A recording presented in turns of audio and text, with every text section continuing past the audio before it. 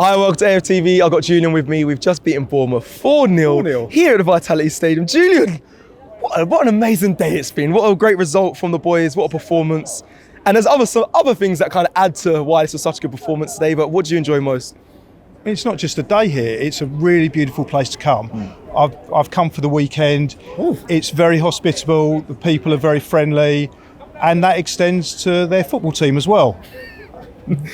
Because they play how we want to play, but just not as well.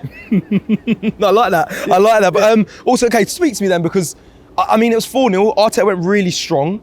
Any question on Mikel Arteta? Because do you think he should have rotated a little bit earlier when Saka come off, Jesus looked like he was hurt towards the end, or are you just very happy with how everything went today? Okay, for a start, I'm very happy. As regards rotation, we have the squad that we can do that.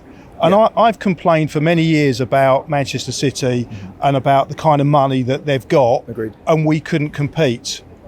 But it would be very hypocritical for me to then start carrying on with that when you see teams like Bournemouth that are completely incapable of being able to compete with teams as big as Arsenal, because the money that we've spent and the squad that we have, how on earth can a team like Bournemouth, with the stadium they've got, with the resources they've got, be able to compete with us? So we could rotate, but the kind of players that we can bring in are at such a higher level than any players that could probably some of our reserves, I would say, are far better than Bournemouth's greatest players ever. Was that wow? Do you not want to see more then of the fringe players for Arsenal? Then? If you said the reserves would have been better than this team that we saw that Bournemouth fielded, would you not want to see that more? Considering Tuesday we've got a Champions League game.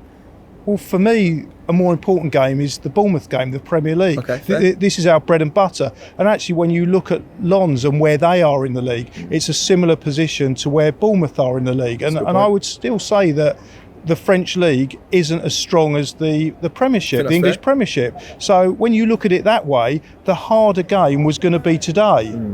Okay. And you would expect to be able to play more fringe players on Tuesday night. So I would say bring them back here, and also we've got a little bit of leeway in the Champions League, the way it's going. You know, we could get a bad result and still get through. But the issue here is that if you get a bad result at Bournemouth, there could well be no coming back against City. Yeah, okay, let's talk about something a bit left field. I know you're not Ty here, but the referee today, Michael Salisbury, I believe it's his name, his first time reffing an Arsenal game.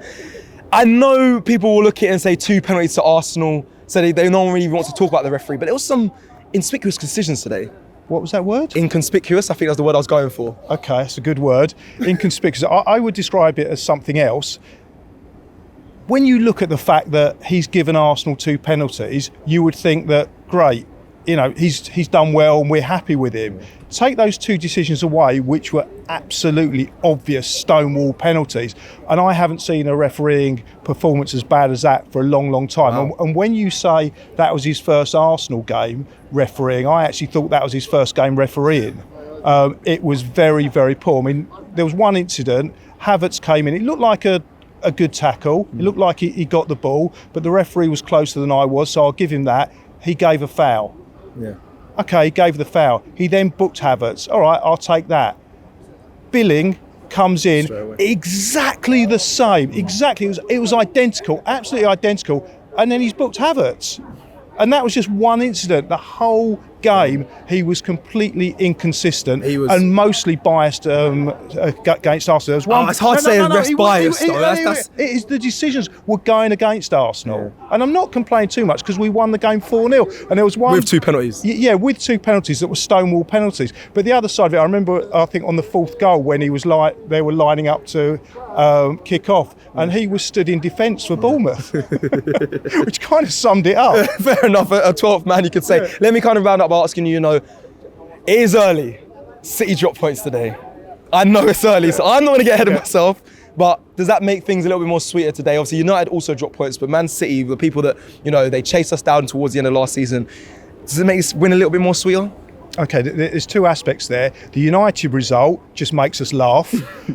We can enjoy that and really enjoy that because it's just funny, because they are a complete and utter irrelevance at the moment. Wow. And that's a wonderful position to be in. Wow, you've set yourself up here if anything goes wrong, but go on. No, I said at the moment. Okay, at the moment, there was a caveat there.